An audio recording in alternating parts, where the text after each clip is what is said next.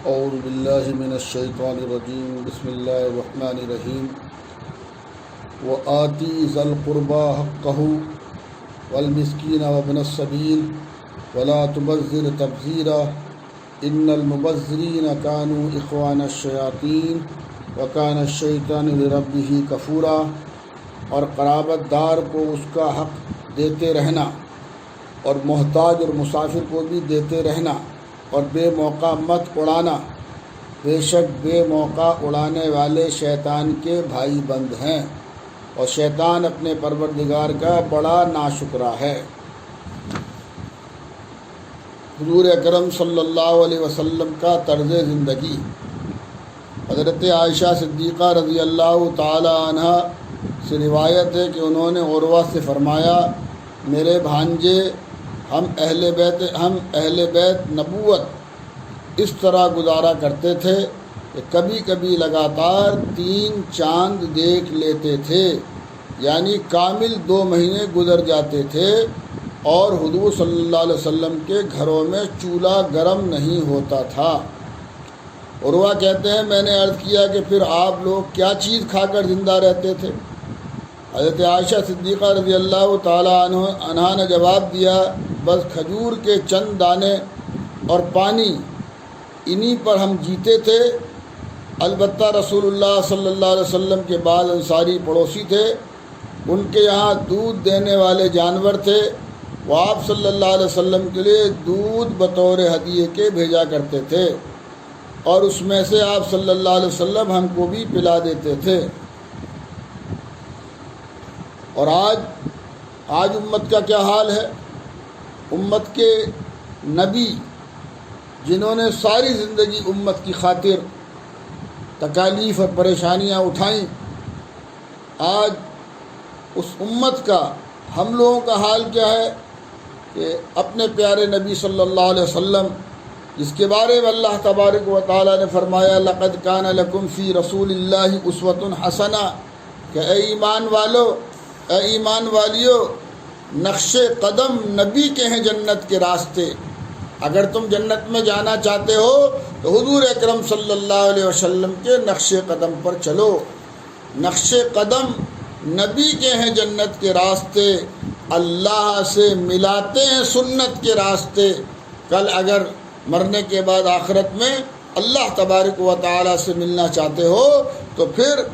جو ہے وہ حضور اکرم صلی اللہ علیہ وسلم کی ایک ایک سنت پر آپ کو عمل کرنا پڑے گا، ورنہ یاد رکھنا، ہوشیار رہنا،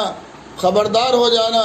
جی اللہ الصمد، اللہ پاک اور بے نیاز ہے، وہ ہمارا محتاج نہیں ہے، ہم سب اللہ تبارک و تعالیٰ کے محتاج ہیں۔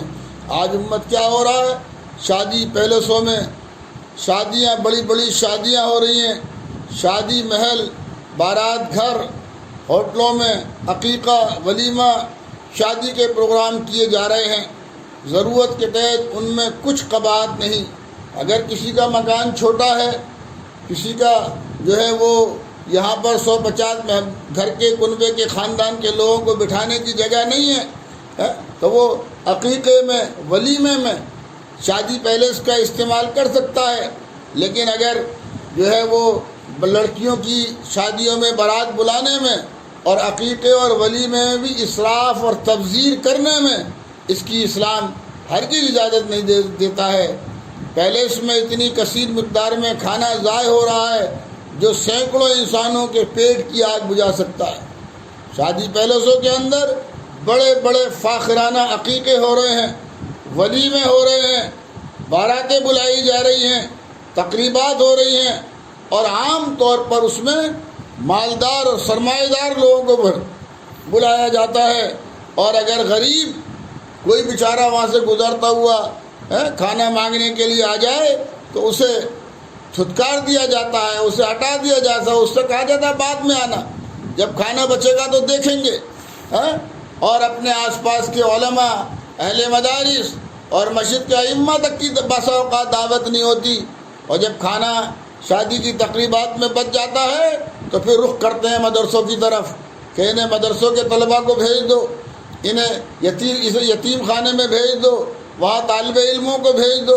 ارے ایمان والے بھائیوں، اے ایمان والے بہنوں، ذرا سوچو اور فکر کرو، یہ مدارس اسلامیہ دینیہ کے طلباء اور طالبات یہ مہمان ہیں جناب رسول اللہ صلی اللہ علیہ وسلم کے، جن کا تم لاکھوں کروڑوں روپے خرچ کر کے اکرام کر رہے ہو، وہ تمہارے مہمان ہیں، اور جن کے پاس تم بچہ کچا،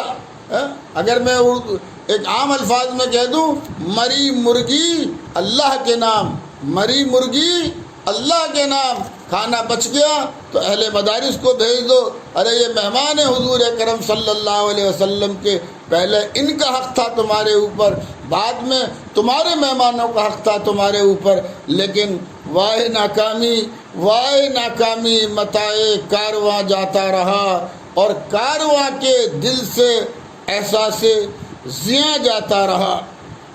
لاکھوں کروڑوں روپے جو اس میں برباد کر رہے ہو، ارے خدا را ان پیسوں کو بچاؤ، اپنی نسلوں کے لیے بچاؤ، اپنی اولادوں کے لیے بچاؤ، اپنے بیٹے اور بیٹیوں کے لیے بچاؤ، امت کے ایک ایک بیٹے اور بیٹی کو اعلیٰ تعلیم اور اچھی تربیت سے مرصع اور مسجع کرنا آج وقت کا اہم ترین تقاضا ہے۔ اگر آپ نے اپنی نسلوں کو تیار کر کے، اگر آپ نے اپنی نسلوں کو تیار کر کے جو ہے وہ ملک اور ملت کی خدمت کے لائق نہیں بنایا، اور برادران بچوں کے اور بچیوں کے ساتھ کندھے سے کندھا ملا کر ملک کی تعمیر کے لائق نہیں بنایا، تو یاد رکھنا زمانہ بڑے غور سے سن رہا ہے، زمانہ بڑے غور سے سن رہا تھا، ہم ہی کہہ گئے داستاں کہتے کہتے، زمانہ بڑے غور سے سن رہا تھا، ہم ہی سو گئے داستاں کہتے کہتے۔ صرف اس سے کام نہیں چلے گا ہندوستانی مسلمانوں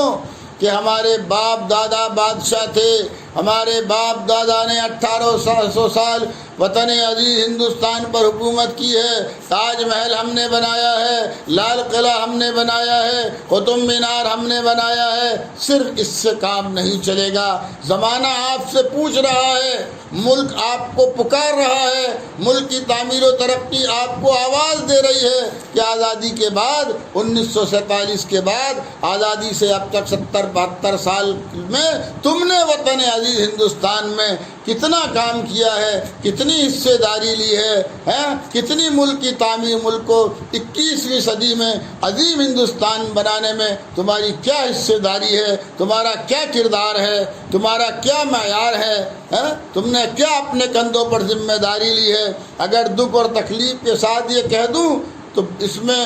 بیجا نہ ہوگا کہ ہمارا محال تو یہ ہو گیا کہ صبح کو ہمیں ناشتے میں نہاری چاہیے، اور دوپہر کو ہمیں تہاری چاہیے، اور شام کو ہمیں بریانی چاہیے۔ ہم سے پکا سچا مسلمان کون ہو سکتا ہے جو روزانہ بغیر گوشت کے کھانا بھی نہیں کھاتا ہے؟ ہم سے پکا سچا مسلمان اس ملک میں اور دنیا میں کون ہو سکتا ہے؟ اے میرے ایمان والے بھائیوں، اے میری ایمان والی بہنوں، افلا یتدبرون القرآن، ہم قرآن کریم میں غور خوض کیوں نہیں کرتے؟ ہم جس راہ پر جا رہے ہیں، ہم جس ڈگر پر جا رہے ہیں، ہم جس راستے پر چل رہے ہیں، وہ راستہ صراط مستقیم کا راستہ نہیں ہے، وہ راستہ انعمت علیہم، جن پر اللہ نے انعام نازل فرمایا ان کا راستہ نہیں ہے۔ ہم جس راستے پر چل رہے ہیں وہ راستہ جناب محمد رسول اللہ صلی اللہ علیہ وسلم کا راستہ نہیں ہے۔ ہم جس راستے پر چل رہے ہیں وہ راستہ اللہ تعالیٰ کا ان الدین عند اللہ الاسلام پسندیدہ اور اللہ کا محبوب راستہ نہیں ہے۔ ہم جس راستے پر چل رہے ہیں کانو اخوان الشیاطین، وہ ہمیں شیطان کا بھائی بند بنا رہا ہے، ہمیں شیطان کے کنبے قبیلے میں شامل کر رہا ہے۔ ہمارا شمار اللہ کے ان نیکوکاروں میں نہیں ہو رہا ہے جن پر اللہ تبارک و تعالیٰ اپنی رحمتیں نازل فرماتے ہیں، ہمارا شمار اللہ کے ان بندوں میں ہو رہا ہے، اللہ کی ان بندیوں میں ہو رہا ہے جو غیر المغضوب علیہم ولا الضالین، جن پر اللہ اپنا غضب نازل فرماتا ہے، غصہ نازل فرماتا ہے، عذاب نازل فرماتا ہے، جن پر اللہ تعالیٰ اپنی ناراضگی کا معاملہ کرتا ہے۔ آج امت کی اکثریت، آج امت کا اکثر نوجوان وطن عزیز ہندوستان جیسے ملک میں ہم آبادی کے اعتبار سے صرف 15-20% ہیں، لیکن اگر ہم یہ غور کریں اور دیکھیں تو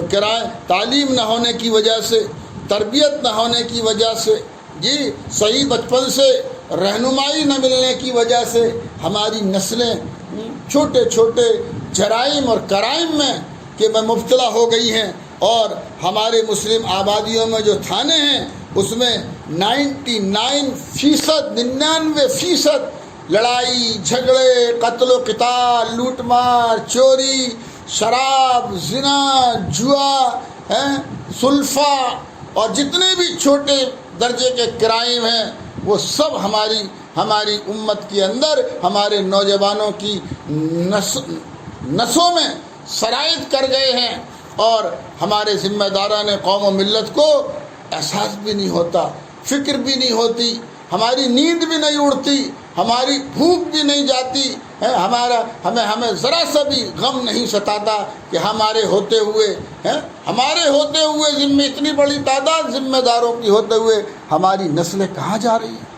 ہم نے صرف اپنی ذات کو اپنا سمجھا ہے، ہم نے صرف اپنی اولادوں کو اپنا سمجھا ہے، ہم نے صرف اپنے کنبے اور قبیلے کو اپنا سمجھا ہے، ہم نے صرف اپنی برادری کو اپنا سمجھا ہے۔ اللہ تعالیٰ نے ہمیں امت بنایا، اللہ نے ملت بنایا، اللہ نے جماعت بنایا، اللہ نے مسلمان بنایا، اللہ نے مومن بنایا۔ اللہ تبارک و تعالیٰ نے ایک کلمے کی تسبیح میں ساری دنیا کے مسلمانوں کو جوڑ دیا، اور ہم ہیں کہ خواہشات نفسانی کے غلام ہو گئے، کنبوں میں بٹ گئے، قبیلوں میں بٹ گئے، برادریوں میں بٹ گئے، اونچ نیچ میں بٹ گئے، غریب اور مالدار میں بٹ گئے، ان پڑھ اور پڑھے لکھوں میں بٹ گئے، جی۔ اور کیا نام ہے، ہم نے اپنے ذرا سا اللہ تبارک و تعالیٰ نے دنیا میں ہمیں نعمتوں سے کیا نوازا، ہم نے اپنی سوسائٹی کو بھی خیر آباد کہہ دیا، ہم نے اپنے محلوں کو بھی چھوڑ دیا، ہم نے اپنے کنبے قبیلوں کو بھی کیا نام ہے جو ہے وہ الوداع کہہ دیا، اور ہم جو ہے الگ ایک سوسائٹی میں صرف اپنی زندگی جینے کے لیے علیحدہ ہو گئے۔ میرے عزیز بھائی اور بہنوں، اپنی زندگی تو جانور بھی جی لیتا ہے، اپنی زندگی تو جانور بھی جی لیتا ہے۔ درد دل کے واسطے پیدا کیا انسان کو، ورنہ عبادت کے لیے فرشتے کچھ کم نہ تھے۔ جی آپ کے اندر وہ تڑپتا ہوا دل، جو دل اللہ تبارک و تعالیٰ نے جناب محمد رسول اللہ صلی اللہ علیہ وسلم کو عطا فرمایا تھا، آپ کے اندر وہ تڑپتا ہوا دل ہونا چاہیے، آپ کے اندر وہ تڑپتی ہوئی فکر ہونی چاہیے جو فکر نبوی صلی اللہ علیہ وسلم ہے، اور آپ کی ساری زندگی اس دعوت پر عمل کرتے ہوئے اور اس کو دعوت دیتے ہوئے ختم ہونی چاہیے، جس دعوت کو عام کرنے کے لیے اللہ نے جناب محمد رسول اللہ صلی اللہ علیہ وسلم کو بھیجا۔ تو میں نے پچھلے ہفتے سے مسلسل میں یہ بات آپ کے دلوں تک پہنچانے کی، آپ کے دماغوں تک پہنچانے کی، آپ کے ضمیروں کو بیدار کرنے کی ایک اللہ کے بھروسے کوشش کر رہا ہوں کہ خدارا، ایک تو آپ وطن عزیز میں اکثریت کے ساتھ مزدور ہیں، لیبر ہیں، روزانہ کماتے ہیں، روزانہ کھاتے ہیں۔ ہماری اکثریت جو ہے وہ روزانہ کما کر روزانہ کھانے والی ہے، کچھ فیصد لوگ صاحب حیثیت اور صاحب گنجائش ہیں۔ سبھی کی ذمہ داری ہے امت بنے، ملت بنے، جماعت بنے، اپنی صفوں میں اتحاد اور اتفاق پیدا کریں، اور اپنی نسلوں کی اعلیٰ تعلیم اور تربیت کے لیے اسراف اور تبذیر سے اپنا تن من دھن سب کچھ بچا کر تعمیر ملک و ملت کے لیے اس کو وقف کر دیں، اپنی نسلوں کی تعمیر کریں۔ حالات کا، وقت کا جو تقاضا ہے، ان تقاضوں کے چیلنجوں کو قبول کریں، اور اپنا سارا سرمایہ اور اپنا سارا وقت اور اپنی ساری فکریں اور اپنے سارے وسائل اپنی اہل و عیال کے ساتھ ساتھ جی امت کی تعمیر و ترقی کے لیے وقف کریں۔ نہ سمجھو گے تو مٹ جاؤ گے ہندی مسلمانوں، تمہاری داستان تک بھی نہ رہے گی۔ داستانوں میں کتاب و سنت کی تعلیمات کی روشنی میں اللہ تبارک و تعالی ہمیں حسن فکر اور حسن عمل کی توفیق عطا فرمائے، اور اللہ تعالی ہمیں جو ہے وہ عقل سلیم عطا فرمائے، قلب سلیم عطا فرمائے۔